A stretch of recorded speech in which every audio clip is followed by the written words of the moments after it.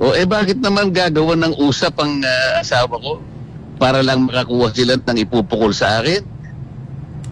Pero Ganyan na karumi. hindi ho ba dapat, Senator, manggaling din sa inyo ang delikadesa na, uy, yung asawa ko, ano nito kumbaga nagsiservisyo dito, meron siyang, kumbaga, transaksyon dito, hindi kaya marapat na ako dumistansya muna? Sino? Sino di distansya? Kayo po, dito sa ginagawang investigasyon sa Bakit? Senado. Meron ba akong kinalaman dun sa Ito po, Mr. Anchor.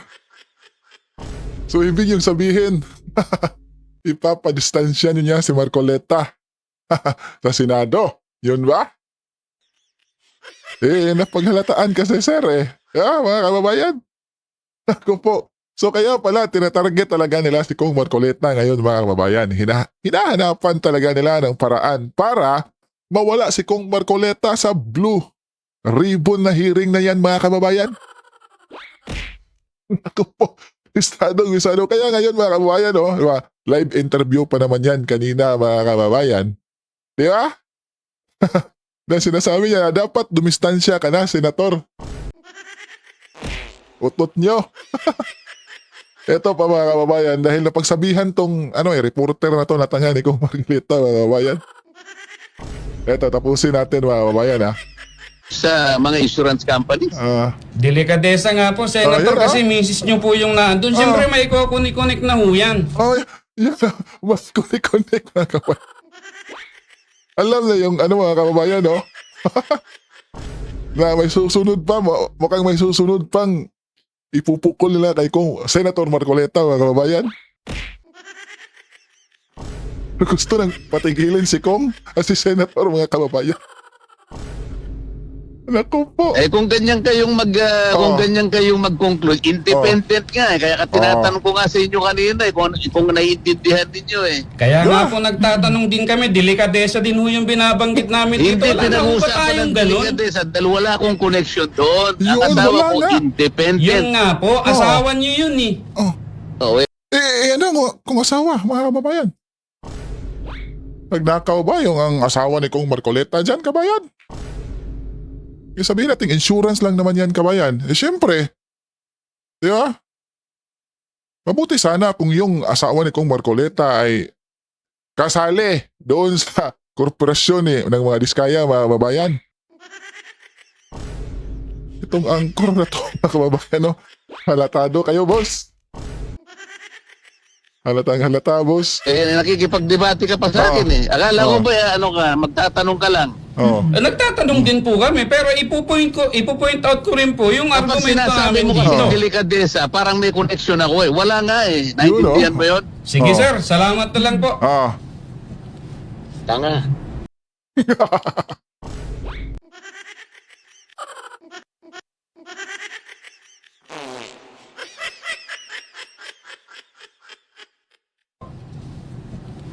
Tanga.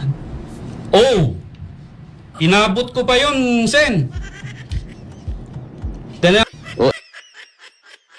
Sino di magmukhang tanga dyan, boss? Ikaw, kabayan, alam mo masasabi mo ukol sa interview na to, mga kababayan, kay Kong Marcoleta. Di ba, ini-insist pa talaga niya na dapat si Kong Marcoleta ay dumistansya, tumigil na, mga kababayan, dumipensa sa mga diskaya, di ba no? Yun yung kanyang tila ibig sabihin, mga kababayan. Para wala nang senador na magtatangkapang, di ba? Magtatangkang patungo ang investigasyon kay Romualdez at kay Bongbong Marcos, mga kababayan. Di ba po yung pattern, mga kababayan, di ba? Naku po, mga kababayan. At ito pa po, mga kababayan, pakinggan pa natin yung depensa ni Senator Marcoleta ukol sa paglawit sa kanyang asawa, mga kababayan. Ito pala talaga ang gusto nilang palabasin, mga kababayan. Naku po, yung kaninang angkor, mga kababayan. Alam na this. Bisa. Di ba, sama-sama sila, mga kababayan. Grabe. headlines nga, hindi nga tayo nagkamali mga kababayan sa previous video natin kagabi na ibinalita natin na yung asawa ni Kong ay asawa ni Senator Marcoleta ay idinawit na nga mga kababayan. Naku po mga kababayan. Ito, pakinggan natin si Kong Marcoleta, kabayan. Meron silang kinatatakutan na isang tao na hindi nila mabanggit-banggit. Yun mga kababayan. Oo. Isang tao, alam nyo na kung sino yan, kabayan, di ba? Yun lang isipin nilang banggitin yung pangalan, nanginginig silang lahat, takot na takot. Tama. O yan, ganyan sila. Ngayon, kapag congressmen dapat napatawag, ayaw nilang ipatawag ang mga congressmen. Takot na takot sila. Opo. Napapansin nyo siguro. Opo. Okay. May iba po ako, Senator Marcoleta. Ang sabi po ni Senator Lacson ay paubayan na sa Manila RTC yung pag-imbestiga Bakit sa naman? sa controversial Bakit naman? affidavit ng surprise witness nyo po. Anong yung masasabi? Hindi ba siya interesado na ipatawag yung notaryo kung bakit niya sinasabi na hindi siyang may-ari ng signature halimbawa? Aha. Hindi ba siya interesado na malaman ang katotohanan? Pati pamamahala niya doon. Tinitira nila yung credibility ng witness at magitan ng notaryo. Umarap na nga sa kanila. Hindi pa sila bumilid. Pinagtatanong nga eh. Ang totoo niyan, kahit walang notaryo yun pwede na yun eh. So, ngayon, para lang magkaroon ng butas, para lang pasamain yung credibility ng tao, ayun, pati notaryo, tawagin mo yung notaryo para malaman natin kung bakit niya dinideny yun. Ang totoo niyan, halos lahat ng nagnunotaryo rito, hindi naman sila yung pumipirma talaga eh. Yung mga staff nila, mga sekretarya nila eh. Ipakikita ko sa kanila, kung tawagin niya lamang, ba't tayo niyang tawagin? Opo. Kasi ang giit ni Senator Lacson, kung ang komite ay kikilos patungkol sa mga issue kaugnay ng notarization, sabi niya, gaya ng pagsabihan ng notarial register ng abogado, ang pirma ay lumitaw sa affidavit ni Gutesa, malilihis daw ang takbo ng pagdinig. Naku po. Siya naglihis nun di ba? Pinagdiskitahan nila yung notaryo. Sino naglihis? Di sila. Sana kung nagkasya na lang siya, nung sumumpa yung tao sa harap nila, pinagtatanong naman nila, sumumpa din siya doon. Bakit kailangan mo pang pag-usapan ng notaryo? Tama. So, kailangan nilang gumawa ng paraan para ilihis talaga. Sinasadya nila, silang naglilihis. Ngayon, tinawag niya yung notaryo, pagkatapos ayaw niyang puntahan. O, sino nagpasimula? Hindi ba siya? Grabe. Opo. Okay. Ano po ang aasahan naman ng taong bayan sa mga susunod pang pagdinig dyan po sa Senate Blue Ribbon Committee? Kayo po ay pupunta, Senator Marcoleta.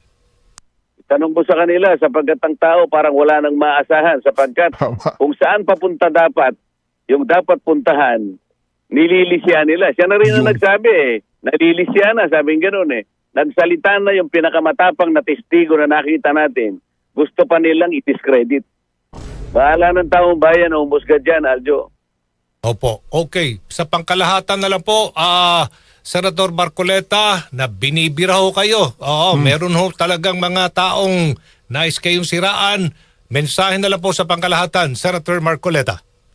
Walang problema sa akin yon. Ang taong bayan matalino. Lahat ng ginagawa nilang yan ay panglihis sa katuwiran, panglihis kung saan ang direksyon dapat. Ang gusto nilang siraan, yung mga taong gustong makita kung saan papunta at kung sino may kagagawa nitong flood control na ito. Lahat ng paraan gusto nilang gawin para ilihis nila. Para sa ganoon i-cover up nila yung mga taong kinatatakutan nila. Ang taong bayan, nahalata na silang lahat. Tingnan mo yung social media, halos putok na. Wala nang naniniwala sa pagdinig sa Blue Ribbon Committee. Kung ganyan lang ang kanilang mga pamamagitan. Ang naniniwala na lang kung ay yung mga tila bayaran ni Tamba. Mga kababayan. Di ba? Di umano mga kababayan. Di ba? Ang daming bayad na social media yang si Tamba di umano mga kababayan. Magkano kaya mga kababayan yung bayaran dyan mga kababayan, no? Makisali tayo mga kababayan. Naku po. Maraan para isiwalat talaga ang totoo. Meron talagang deliberate na pamamaraan ng ginagawa nila para ilihis, para ilayo sa mga taong dapat tuntunin ng investigasyon. Yun. Opo, pwede ko ba mahabol itong tanong, Senator Marcoleta, hindi pa daw may tuturing na state witness sa mga asawang Diskaya, bagabat ito'y kinumpirma na ng DOJ, protected witness sa mga ito. Nasa sa kanila yon sapagkat namimili sila ng witnesses. Pati nga yung pagpunta ng DOJ sa hearing namin, nagkalabo-labo na. Nagkahasama na yung balat sa tinalupan. Hindi na tamang pagdinig yan. Saan ka nakakita na kapag nagdidinig kami, dinidinig namin ang mga witnesses. Aha. Bigla na lamang po darating si Secretary Remulla, kukunin niya yung witness. Pagkatapos ibabalik niya, meron na siyang ibang supplemental affidavit. Hindi na yan ang tamang pagdinig in aid of legislation. Paano na maging konektado ang asawa ko sa Diskaya? Oo, link daw sa insurance firm tied to Diskaya projects. Ano ba, balita ba yan? Nasa ano ito, sir, nasa social media na, pati na nabalita yata sa Billionario Channel. Yun, tama. Oo, tama. yung mga bayarang channels yan eh. Aha. Mga bayarang media. Ano po masasabi niyo doon, sir? Opo, go ahead. Andiyo, sabihin mo, mag-research sila ng konti para malaman nila ano yung independent director sa isang Yun, mga kumpanya. kababayan. Opo. Ang isang independent director, wala siyang pagmimay-ari doon sa kumpanya. Wala siyang kinalaman sa management at wala siyang kamag-anak sa mga shareholders. Mhm. Yun ang magiging quality para maging independent director. Kapag hindi ganon ang katangian mo, hindi ka tatanggapin na independent director. Yan isang ayon sa Insurance Code of the Philippines. Kaya makikita mo, ang asawa ko wala siyang pagmemay-ari, wala siyang connection sa management, Mhm. wala siyang kakilala o kamag-anak sa mga kakilala siguro pero wala siyang relation sa mga shareholders. Mhm. Tama.